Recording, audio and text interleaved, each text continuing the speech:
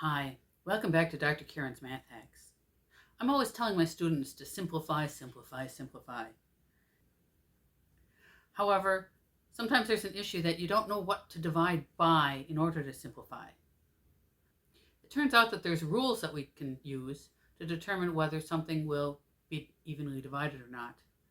So let's take a look at those. All right, let's go through the possible numbers. 2 is easy. 2 is if it's even, we can divide by 2. 3. We could divide a number by 3 if the digits add up to something that divides by 3. For example, 432 is 4 plus 3 plus 2. That's 9. 9 is divided by 3, so 432 is divided by 3. 432 divided by 3 is 144. All right, what about 4? For 4s, we need to split things into the hundreds and things less than 100, okay? So let's look at 2432. Okay, we split it here.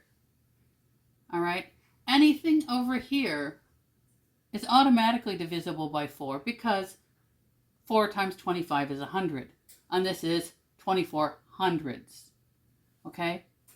So if the last two digits are divisible by 4, then the whole number is divisible by 4. Okay, 32 is divisible by 4, that's 8. And then this is divisible by 4, so 608. All right, 5s, it ends in 0 and 5. That's all it takes. 6s. All right, 6 is 2 times 3. So the rules for 2s and the rules for 3s tell us for the rules for 6s.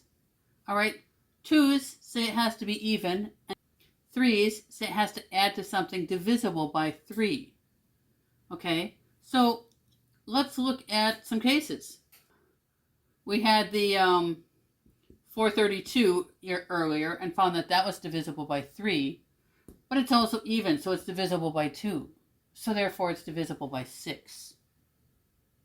All right, if we divide that by 6, we can divide it by 3 and then by 2. Okay? How about 186? We add these. 1 plus 8 is 9, plus 6 is 15. 15 is divisible by 3. So we know that it works. It also is even. So that means this whole thing works. This is 31. All right, 7s. I've never heard of anything for 7s. And since 7 is a prime number, we can't break it up like we did for 6s. So 7s is our exception for these rules. 8s. 4 times 2 is 8. So we can use both of those rules. All right. So if we've got a number, let's use 432 again. All right. What we want to look at is this divisible by 8? We also need the hundreds digit and above to be even. All right. That's because 100 divided by 8 is 12 and a half. But 200 divided by 8 is 25. So we want the hundreds digit to be even. So in this case, it's 25 for every 200, so that's 50 for 400, and 4 for this. So 8 times 54 is 432. 9s. 9 is 3 times 3. All right, so what do we do there? Turns out that if the digits add to something that can be divided by 9, then the whole thing can be divided by 9. 7 times 9 is 63. Well, 63 adds together to make 9. Right?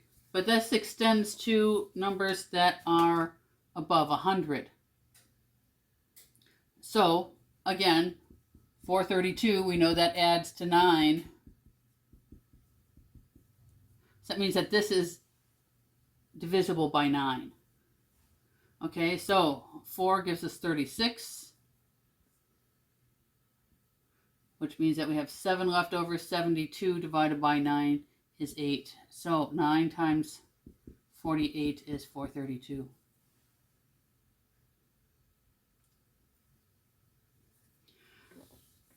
This ability to use numbers that we multiply carries through.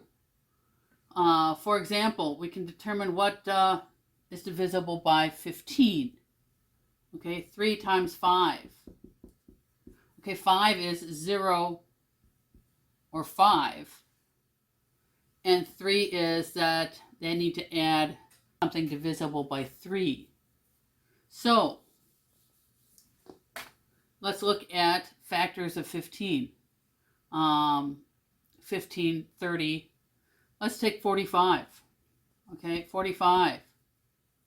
45, if we add them, well, it ends in 5, so we know 5 goes in there. If we add them, 4 plus 5 is 9, which is divisible by 3.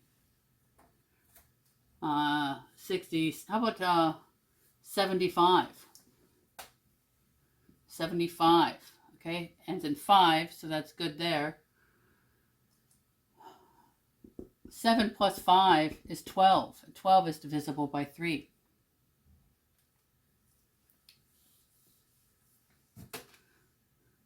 Speaking of 12, 4 times 3 is 12. So that tells us that we can find if a number is divisible by 12 by using the rules for 3 and 4.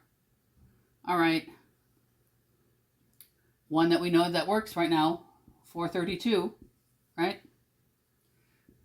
This is divisible by 4, and 4 plus 3 plus 2 is divisible by 3. So 432 is divisible by 12.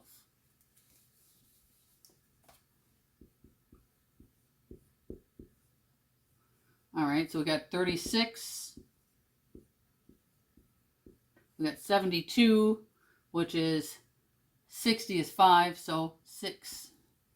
12 times 36 is 432. If you found this video useful, consider subscribing or hitting the like button. I'll be posting another math hack next week.